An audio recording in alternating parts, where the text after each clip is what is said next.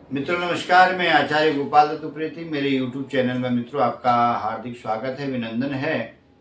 मित्रों आज बात करते हैं कि पुत्रदा एकादशी किस दिन पड़ेगी, तो उसका महात्म्य भी आपको श्रवण कराते हैं। तो आप महात्म्य भी श्रवण करें और किस दिन व्रत पड़ेगा वो भी जानें और पारायण किस दिन होगा वो भी जानें। तो जिन लोगों ने अभी तक मेरे चैनल को लाइक सब्सक्राइब नहीं किया है तो सब्सक्राइब करें, लाइक करें।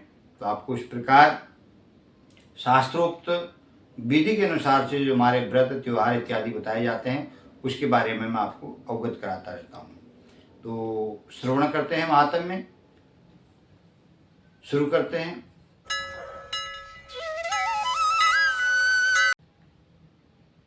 बंसी विभूषित करान्नवनीरदाभात् पीताम्बरादरुणबिम्बफलादरुष्टात् पूर्णेन्दुसुन्दरमुखादिर्बिम्बनेत्रात् कृष्णात् परं किमपि तत्त्वमहं न जाने। श्रीकृष्णाय वयं नमः, श्रीविष्णवे नमः। तो एक दिन की बात है कि अर्जुन ने पूछा कि श्री कृष्ण अब ये जो पौष मास के व्रत के बारे में समझाइए और कौन से देवता का पूजन होता है, उसकी क्या विधि है, तो उस बारे में आप हमें बताएं। भगवान श्री कृष्ण बोले पौष मास के एकादशी का नाम पुत्रदा एकादशी है और जो शुक्ल पक्ष में पड़ती है, इसका पूजन विधि इस प्रकार है। इस व्रत का जो पूजन है उसमें भगवान नारायण का पूजन होता है। संसार में पुत्रदा एकादशी व्रत के समान अन्य दूसरा कोई व्रत नहीं है और इससे मनुष्य को जो तपस्वी विद्वान और धनवान होता है उसकी एक कथा इस प्रकार है, ध्यानपूर्वक सुनो। तब भगवान श्री कृष्ण अर्जुन को कथा सुनाते हैं कि भद्रावती नगर में जो है सुकेतु नाम के एक राजा राज्य करते थे। वह निसंतान थे। उनकी स्त्री का नाम शैब्या था। वह निसंतान निपुत्री होने के कारण चिंतित रहती थी कि उस पुत्रहीन राजा के पितरों को भी रो रो करके पिंड लेते थे कि इसके बाद हमें कौन पिंड देगा, हमारा कौन श्राद्ध तर्पण करेगा। इधर राजा के भी बंधु बांधव, मंत्री, मित्र, राज्य, हाथी घोड़ा आदि से भी वो जो भी था उनसे कोई संतोष नहीं होता था उनको। एकमात्र कारण पुत्रहीन होने का था, क्योंकि संतान नहीं है तो आगे को इसका भोग कौन भोगेगा, इसलिए उनके मन में बड़ी चिंता रहती थी। वो विचार करते थे कि मेरे मरने के बाद मुझे कौन पिंडदान देगा, इसलिए बिना पुत्र पितरों और देवताओं के उऋण में नहीं हो सकता हूँ। जब तक आपकी संतान नहीं होती है तब तक आप उऋण नहीं होते हैं, पितृ ऋण से, देव ऋण से। तो इसलिए आप जो है जिसकी भी संतान है बहुत अच्छी बात है, जिनके नहीं है तो भगवान की कृपा से संतान प्राप्ति का उपाय करें। और राजा को ये मन में हमेशा चिंता रहती थी कि मेरे मरने के बाद मुझे पिंडदान कौन देगा, मेरे पितरों को जल कौन देगा। इस घर में पुत्र न हो तो सदैव अंधेरा रहता है। इस तरह राजा दिन रात चिंता में लगा रहता था और एक दिन राजा ने अपना शरीर त्याग देने का मन में विचार किया, परंतु विचार करने लगा कि आत्मघात करना महापाप है। और इस तरह मन में विचार करके एक दिन वो छिप करके जो है वन में चला गया। राजा घोड़े पर सवार होकर के वन पक्षियों और वृक्षों को देखने लगा। उसने वन में क्या देखा कि मृग, व्याध, सुअर, सिंह, बंदर, सर्प आदि भ्रमण कर रहे हैं। अपने अपने बच्चों और हथनियों के बीच में हाथी घूम रहे हैं। उस वन में राजा ने देखा कहीं तो शिवार जो है कर्कश शब्द बोल रहे हैं और कहीं मोर ध्वनि कर रहे हैं। वन के दृश्यों को देख करके राजा का मन मोहित होने लगा। राजा ने सोच विचार किया, मैं दोपहर हो गई। अब राजा को जो है भूख प्यास लगने लगी। सोचने लगा कि मैंने अनेकों यज्ञ किए, ब्राह्मणों को मधुर भोजन कराए, परंतु कुछ भी मेरा पुण्य का प्रभाव नहीं मिला। यह दुख मुझे क्यों मिल रहा है। यह मन में राजा विचार करता है। राजा प्यास के कारण बहुत बेचैन हो गया और पानी की तलाश में आगे बढ़ा। तो कुछ ही आगे जाने पर उसे एक सरोवर मिला। उस सरोवर में कमल खिले हुए थे और उस सरोवर में सारा संत मगरमच्छ इत्यादि जो भी थे जीव जल क्रीड़ा कर रहे थे।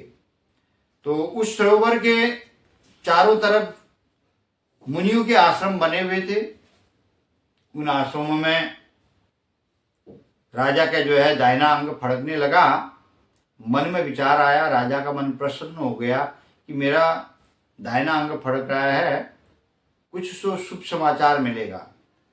सरोवर के किनारे बैठे हुए मुनियों को देख करके घोड़े से उतरा और दंडवत प्रणाम करके उनके सम्मुख बैठ गया। राजा को देख करके मुनीश्वर बोले कि राजा, हम तुमसे अत्यंत प्रसन्न हैं, तुम इस जगह कैसे आए हो सो कहो। इस पर राजा ने उनसे पूछा, मुनीश्वरों आप कौन हैं और किस लिए यहाँ पधारे हैं। तो मुनि बोले, राजन आप पुत्र की इच्छा करने वाले, उत्तम संतान को देने वाले पुत्रता एकादशी हैं। हम लोग विश्वदेव हैं और इस सरोवर पर स्नान करने आए हैं। इस पर राजा बोला, हे मुनीश्वरों, मेरे भी कोई पुत्र नहीं है, कोई संतान नहीं है। यदि आप मुझ पर प्रसन्न हो तो एक पुत्र का वरदान दीजिए। मुनि बोले कि हे राजन, आज पुत्रता एकादशी है, आप इसका व्रत करें, भगवान की कृपा से आपको अवश्य ही पुत्र प्राप्त होगा। मुनियों के वचनों के अनुसार राजा ने उस दिन पारायण किया। मुनियों के को प्रणाम करके अपने महल की ओर वापस आया। रात्रि में रानी को गर्भधारण हो गया और 9 माह के पश्चात उत्तम पुत्र पैदा हुआ। वो राजकुमार बड़ा होने पर अत्यंत वीर, धनवान, यशस्वी और प्रजा का पालक हुआ। श्री कृष्ण भगवान बोले, अर्जुन, पुत्र की प्राप्ति के लिए पुत्रता एकादशी का व्रत करना चाहिए। जो मनुष्य महात्म्य को श्रवण करता है, पठन करते हैं, उनको स्वर्ग प्राप्ति होती है और संतान पुत्र पौत्र की प्राप्ति होती है। तो इसलिए पुत्रता एकादशी का व्रत अवश्य करना चाहिए। अब ये करना किस दिन चाहिए? 30 तारीख को पुत्रता एकादशी का व्रत होगा गृहस्थियों का। उस दिन 10वीं विदा है एकादशी, तो गृहस्थियों को उसी दिन करना होगा। क्योंकि अगर 31 तारीख को करते हैं तो पारायण जो है द्वादशी में होगा, तो द्वादशी में पारायण करना निषेध माना गया है शास्त्रों के अनुसार से, निर्णय सिंधु के अनुसार से।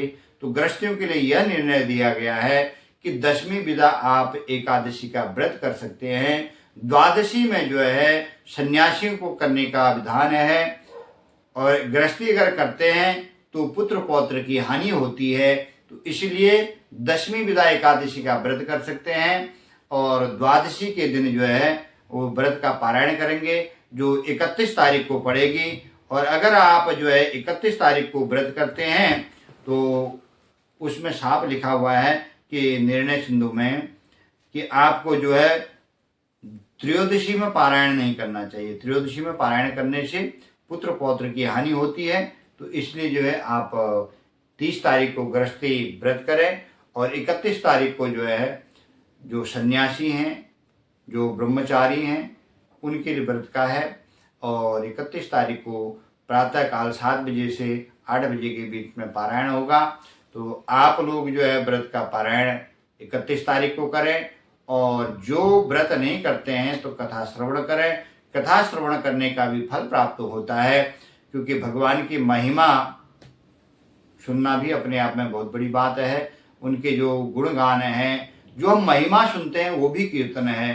कलयुग में बोला गया है, कलयुग में कीर्तन का बड़ा महत्व है। इसलिए कीर्तन मतलब कीर्ति का गान करना। आप कोई भजन के माध्यम से करें, कोई कथा के माध्यम से करें, कोई नाम जप के माध्यम से करें, तो वो कीर्तन ही है। भगवान की कीर्ति का यश गान करते हैं तो उसका भी फल वही प्राप्त होता है। और एकादशी के व्रत में जो है आप फलाहार करें, भोजन न करें और रात्रि में उपवास करें। जो भी कथा को श्रवण कर रहा है, चैनल को लाइक सब्सक्राइब करें और आप कथा श्रवण अवश्य करें। सबको जय जय श्री राधे श्याम।